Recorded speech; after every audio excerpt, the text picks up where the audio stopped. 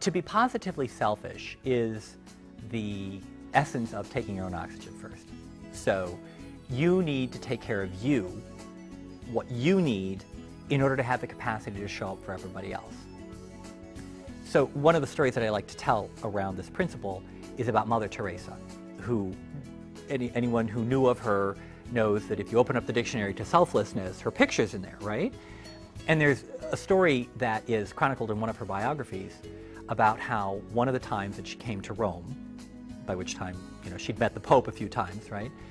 She came to Rome, and on this trip there was something a little different going on in that an order of her nuns was now established in Rome, caring for the indigent in that community.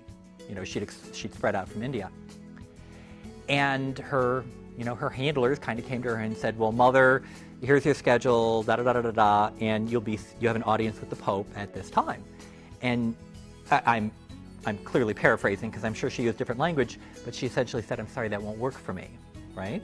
You know, so who says no to the Pope's schedule? Well, her community had a practice. While they were out ministering to the poor most of the time, under very difficult conditions, every day they pulled into a community and they went into quiet prayer just as a community, cut off from the rest of the world. And the time that they had scheduled her for her audience was during the time that that local community went into prayer, and she was going to be in Rome for a day, and it was incredibly important to her to spend that time because that's how she re-energized.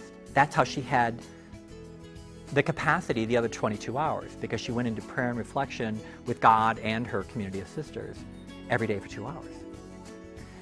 And, you know, that to me really demonstrates how necessary it is to take care of yourself and how powerful it is to take care of yourself.